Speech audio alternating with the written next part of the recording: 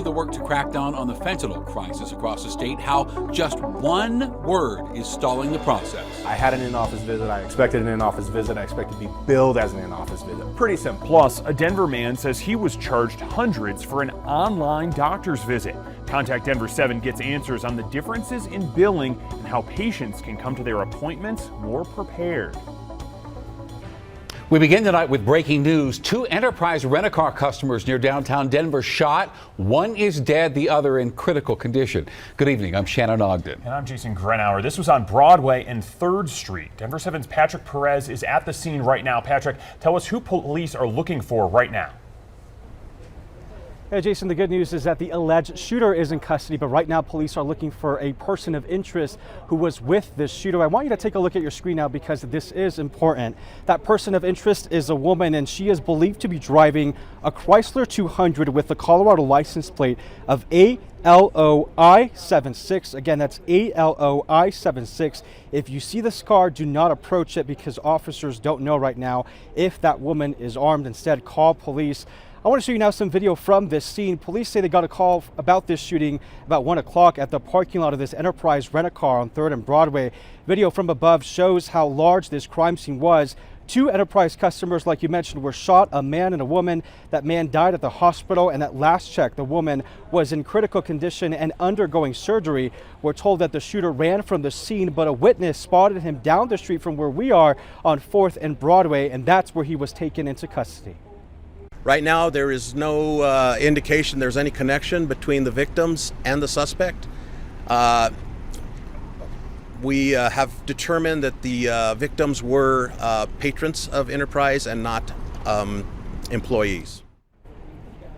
So detectives are working to determine the motive in the shooting, why that man shot those 2 customers. They're also still trying to find that person of interest who's driving that Chrysler 200. If you have any information, give Denver police a call. For now, live in Denver, I'm Patrick Perez, Denver 7. Patrick, thank you. Now to a case that made national headlines. Sunday will mark 2 years since Suzanne Morphew went missing. She went on a bike ride in 2020 and never came home. And her body was never found. Now, her husband, Barry Morphew, was arrested for her murder, but then charges were dropped last month. Now we're hearing from Barry and his daughters for the first time. We've been silent for a long time, and we've decided that we finally want to break the silence. The family of Suzanne Morphew is sitting down for an interview for the first time since the murder charges against Barry Morphew were dropped. It's been an emotional roller coaster, but we feel like we can finally take our first steps in healing, which is a blessing. And yeah, we just know our dad better than anyone else, and we know he was not involved in our mom's disappearance. Mallory and Macy Morphew standing by their father, who investigators believe was responsible for their mother's disappearance 2 years ago. The 3 seen walking out of court arm in arm just moments after the charges against him were dropped. We want to heal.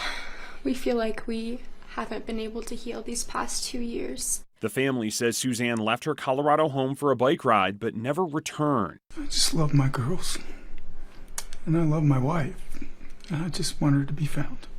But investigators told a different story, arresting Barry Morphew. The charges against him ranging from first-degree murder to tampering with physical evidence. Prosecutors argued that Morphew discovered his wife was having an affair, then killed her, disposed of her body, and staged a bike crash in a rural area.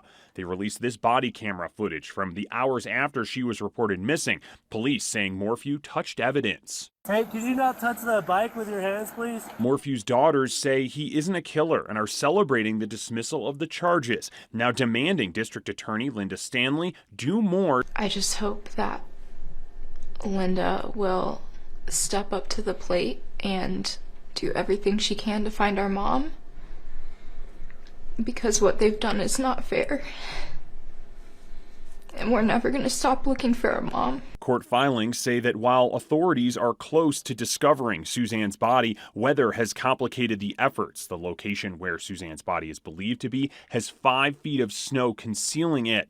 Barry Morphew's attorney says authorities have mishandled the case and are planning to file a complaint against the DA. And if you want to honor Suzanne and you want to honor the daughters, Go find Suzanne. The DA's office telling ABC News they and law enforcement have been diligently searching for Suzanne Morphew since she was reported missing, and that they are continuing to do so. Prosecutors need to be held responsible, and they need to pay for the damage they've caused to Barry, which is frankly nearly irreparable, because it's hard for anybody to believe that Barry is not who they claim he was.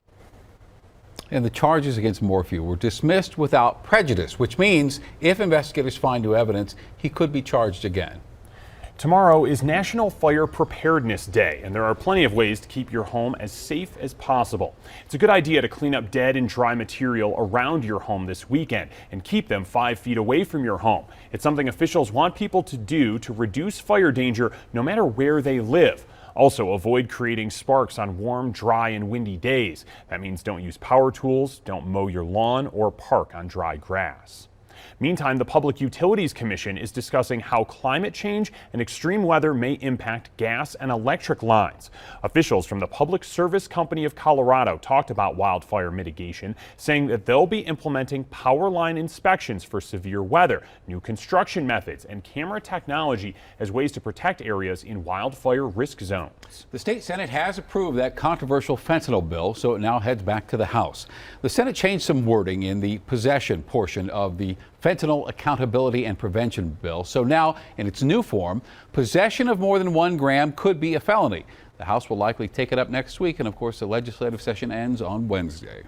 A man is in custody suspected of driving under the influence before a deadly crash in Denver. This happened Thursday at South Federal and West Yale. A man died at the scene. At least 3 others were taken to the hospital. Denver police say 22-year-old Juan Martinez is being held on vehicular homicide and DUI charges. The district attorney will decide charges. Well, today, Colorado fallen officers were remembered. 17 names added to the Colorado Law Enforcement Memorial in Golden. And 9 of those officers who died in the line of duty in 2021, 7 from COVID, 2 from gunfire. The 8 other names from deaths between 1862 and 2020 also were added. There are now 342 names engraved in the memorial. Coming up, Senate Democrats rushing to secure abortion access. Next week's vote will be one of the most important we take, not only this session, but in this century. The uphill battle they face to pass federal legislation. Plus, sticker shock after a virtual doctor's visit. That would equate to around $600 and some odd an hour worth of a telephone call. Contact Denver 7 digs into the cost comparison of in-person and virtual appointments and billing protocols once patients are done.